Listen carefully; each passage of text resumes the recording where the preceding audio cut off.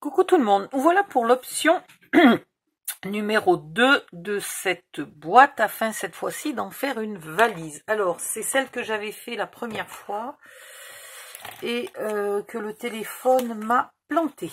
Voilà, m'a perdu. Donc je suis super contente, il faut tout que je refasse.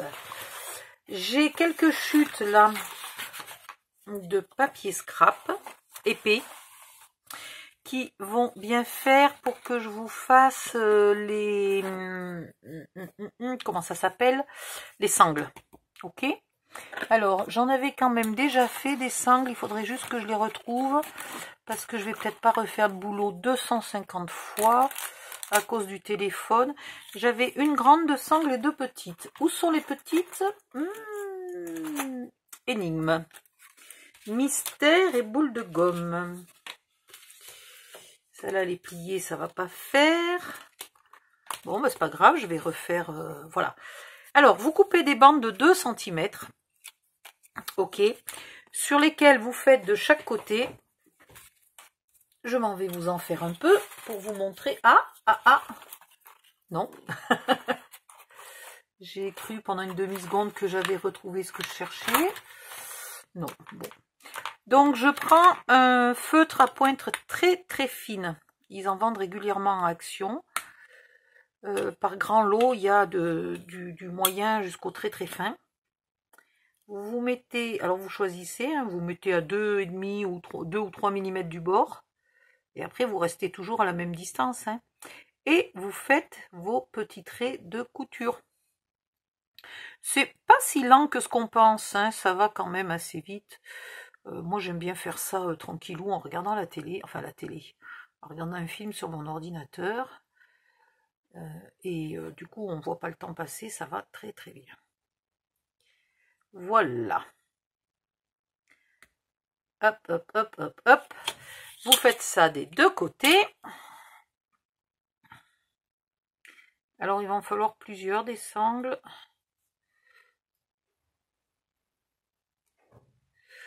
Et du coup, vu que le papier craft d'Action est beaucoup plus épais que le... Mais j'y arrive ou pas?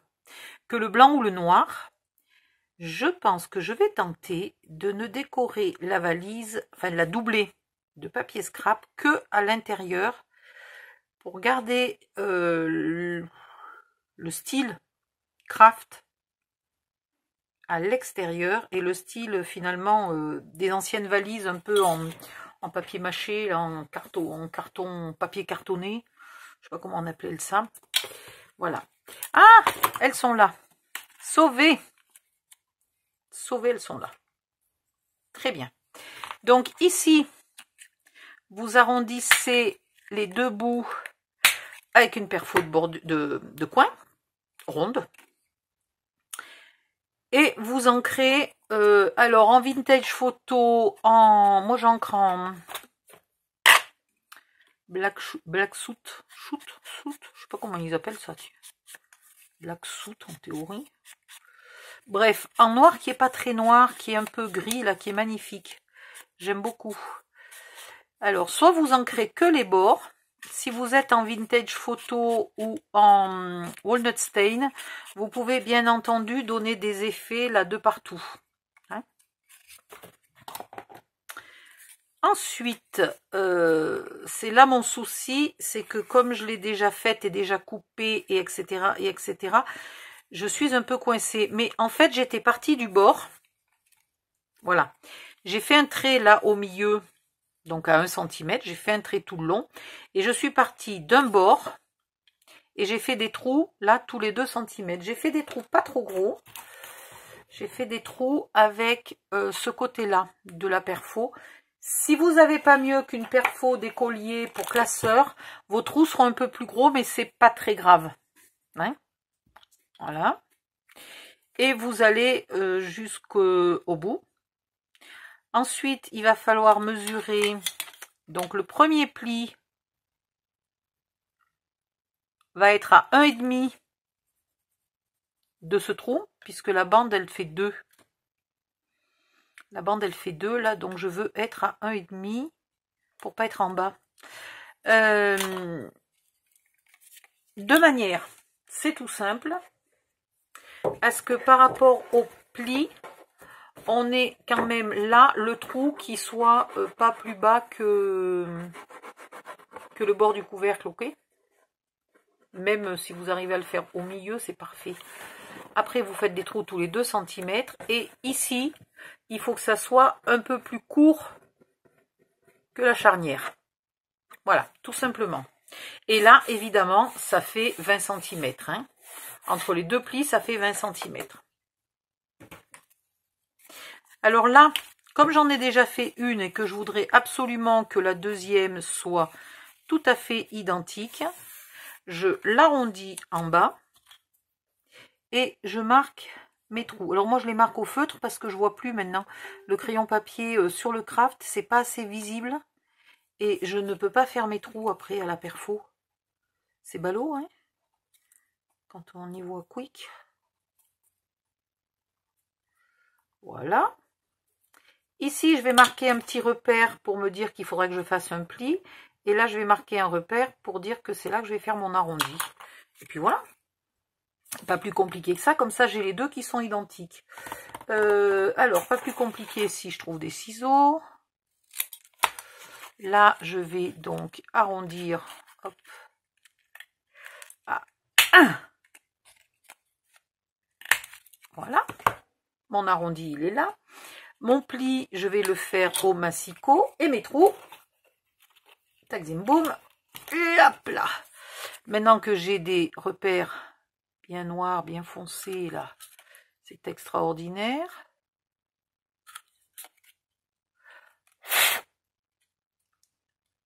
Et vous faites évidemment tous vos trous. Je vous épargne le temps qu'il faut pour faire les trous. Hein. Voilà. Ensuite, il vous faudra 2 bouts de 10 arrondis au bout. Avec des trous. Alors, le premier trou, vous prenez là le côté qui est plus long. Il y a un côté qui est étroit. C'est celui qui va derrière. Le côté qui est long, c'est celui qui va devant. Vous mettez votre morceau de 10 cm. J'en ai pas un qui n'est pas troué. Ouais, j'en ai un qui n'est pas troué. Formidable.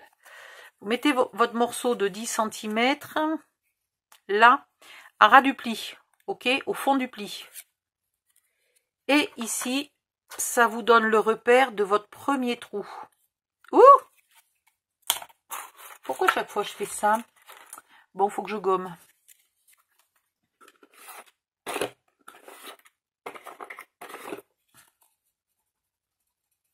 Voilà.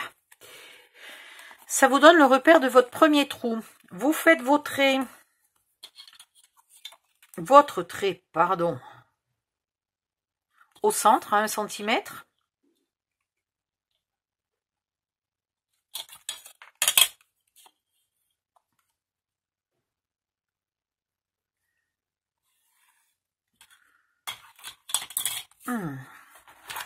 Donc le premier trou, vu que je l'ai fait du mauvais côté, je ne vois évidemment rien. Donc je vais trouer tout simplement. Ah, mince, je l'ai fait au crayon papier, c'est dur pour moi de voir. Et là maintenant, avec une règle, vous faites des trous tous les 2 cm en partant le 0, là, du centre du trou. Vous faites des traits tous les 2 cm pour faire les trous suivants. Pas plus compliqué que ça. Je vais me mettre, moi, un petit... je vais me mettre un petit coup de marqueur un peu plus noir pour mieux y voir. Et je vais faire mes trous. Voilà. Et vous ancrez. Et basta. De l'autre côté, est-ce que j'avais dit que je faisais des trous ou pas?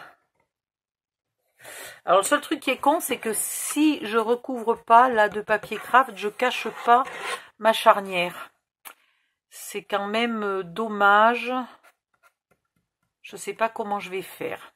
Parce que je veux garder le papier craft. Ou alors je recouvre encore de papier craft. Je peux peut-être faire ça. Je peux faire du craft recouvert sur du craft.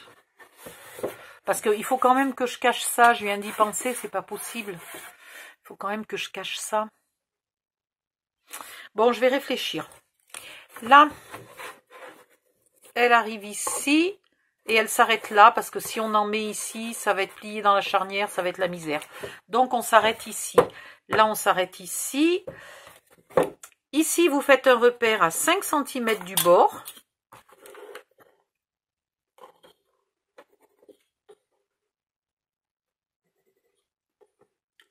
C'est l'endroit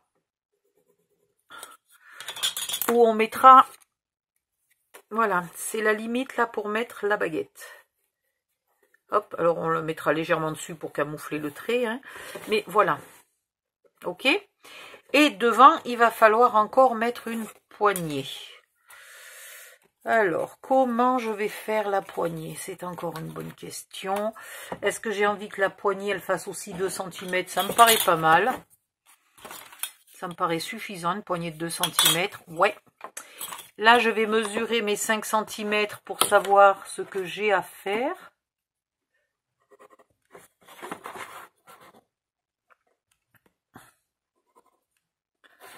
Alors du coup, si c'est pour être obligé de la décorer, je vais peut-être lui donner, je vais peut-être lui mettre du papier scrap couleur. Finalement, plutôt que du craft sur du craft. C'est quand même couillon du craft sur du craft. Là, pourquoi tu t'enfonces toi? Mais après, il s'enfoncera plus parce qu'il y aura du papier à l'intérieur. Donc là, on arrive ici avec cette baguette-là.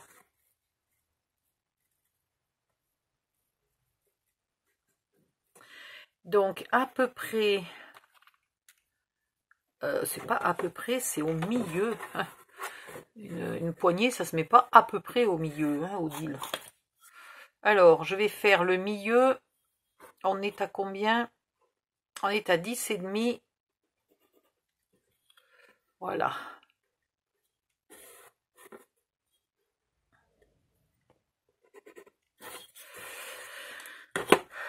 Je vais tracer le milieu. Alors le milieu complet, hein, couvercle et boîte compris.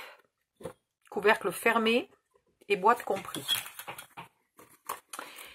J'ai ça qui arrive là. Et je veux ma poignée ici. Donc quelque part par là. Et quelque part par là. Il va falloir mettre des brades. Là et là.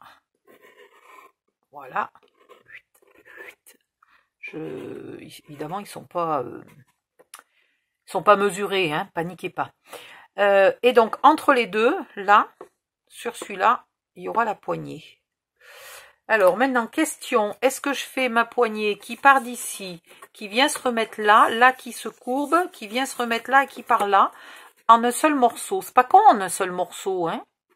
Ouais, c'est pas con du tout. Allez, on va faire en un seul morceau la poignée.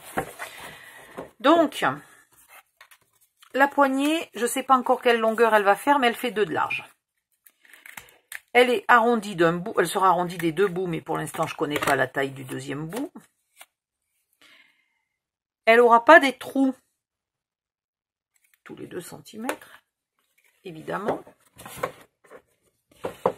Et il faut qu'elle laisse passer ça sans que ça soit non plus... Alors, sans que ça soit trop lâche et sans que ça soit trop serré. Voilà, c'est là que c'est coton.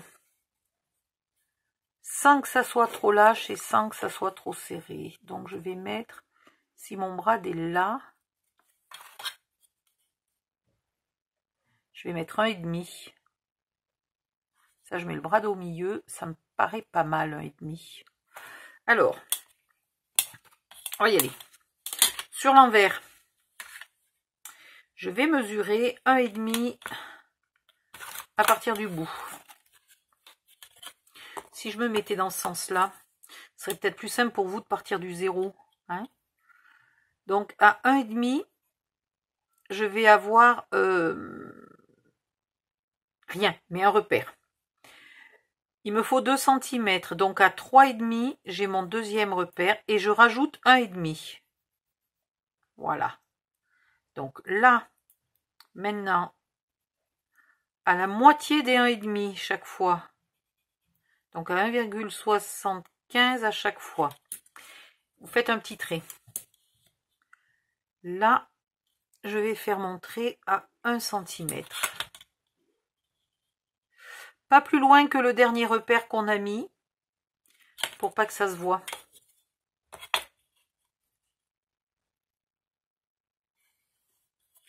Alors voilà. Le premier trait, là, c'est un trou. Le dernier petit trait, là, la petite croix, c'est un trou aussi. Cela, c'est rien du tout. OK. Et ça, là, le dernier repère, c'est un pli. Pas très compliqué.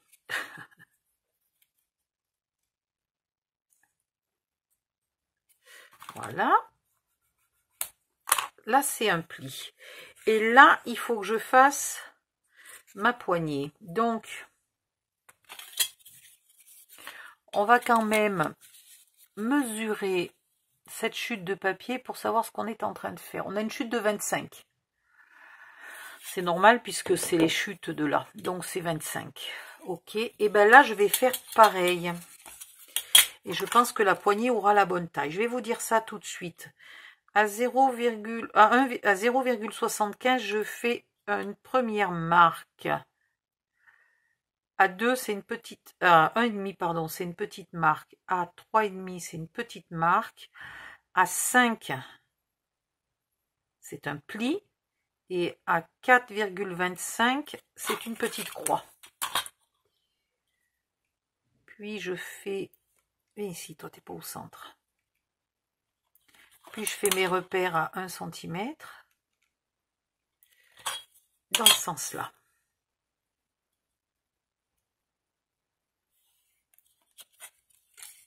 Voilà. Donc là, on a la première croix. Là, on a la deuxième croix. Et là, on a le pli. Alors, je fais mon pli.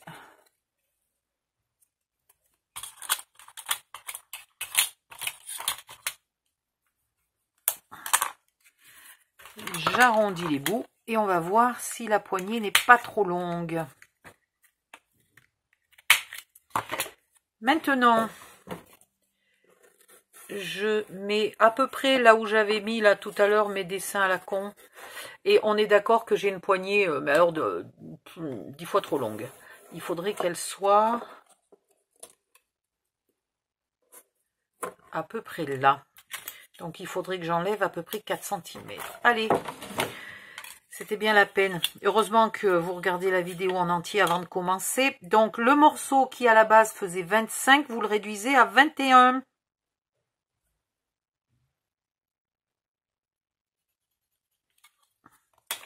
Ouais, du coup je vais avoir un pli à un endroit où il faut pas. Pas bien, Odile. Pas bien. J'aurais pu tout simplement mesurer avant. Hein. Je sais pas pourquoi, je croyais que ça allait être je croyais que ça allait être à la bonne mesure. Donc là, je recommence mon cinéma de trait à 1 cm. Ah, mince!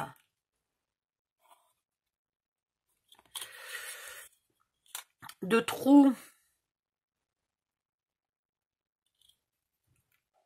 à 0,75, de pli à 5 et de trou à 4,25.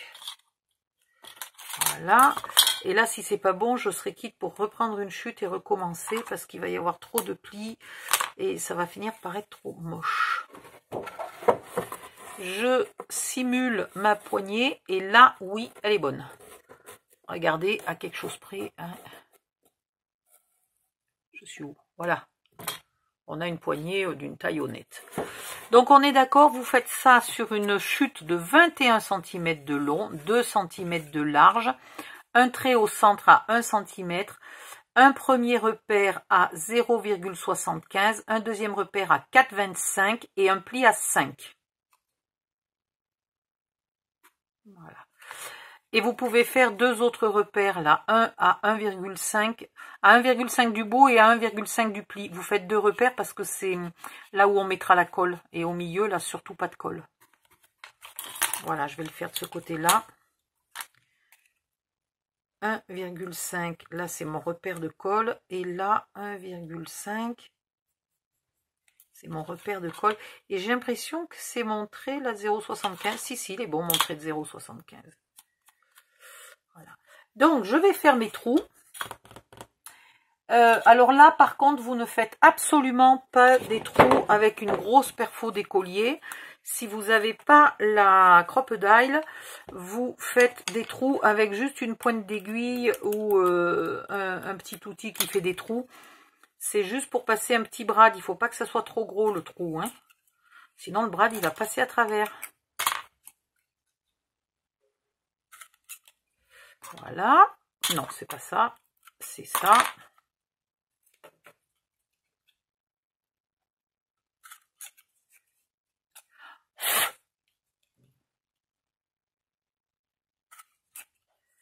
Voilà.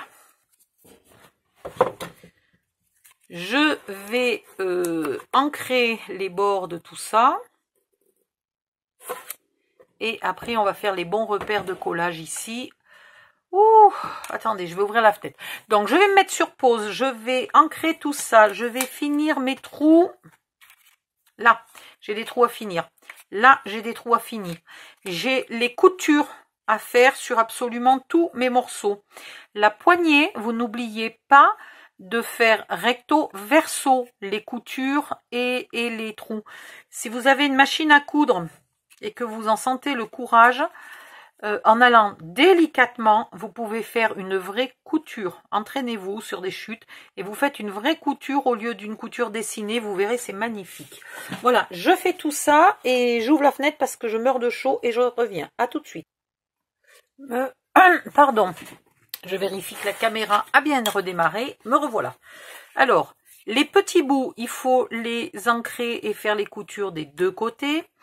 La poignée, il faut l'ancrer, faire la couture d'un côté complètement et de l'autre côté au moins au milieu là. J'ai fait légèrement plus long hein, pour être sûr, mais au moins au milieu. Et celle-là d'un seul côté. Voilà, même pas besoin de gommer. On verra pas l'autre côté. Maintenant, du coup, je vais couper mes papiers de scrap. Donc c'est, je peux vous redonner les dimensions éventuellement. 19,5 par 24,5 pour tous les grands morceaux, donc il en faudra 2 à l'intérieur, 2 à l'extérieur. Pour l'instant, on ne collera que à l'extérieur, hein. Ok. Là, les grands 8 par 24,5 et les petits 8 par 19,5. Voilà. À l'intérieur, presque pareil. Celui-là, il fait 8 par 24,5. Par contre, celui-là, il fait 9 par 24,5 et ceux-là font 9 par 19,5. Les petits, là, ils font 1,5 par 24,5 et 1,5 par 19,5, que ce soit à l'extérieur ou à l'intérieur. Voilà. Donc, on va placer les papiers de scrap à l'extérieur. Puis, on fera nos trous pour mettre les brasses. Hop, ça va dans ce sens-là. Voilà. Puis, on fera les trous pour mettre les brasses et le papier de scrap intérieur cachera les brads. Voilà. Donc, je vous laisse. Je vais carrément arrêter, je pense, la cam. Parce que j'ai peur quand je mets sur pause pendant un peu longtemps. Ça éteint mon téléphone. Oh là, je trouvais même plus les mots. Voilà, puis j'ai peut-être besoin de faire une pause grignotage ou je sais pas quoi. Je sens venir le petit coup d'hypoglycémie. Ben voilà, d'ailleurs la preuve. Le petit coup d'hypoglycémie. Voilà. Je vous retrouve à tout à l'heure. Bye bye.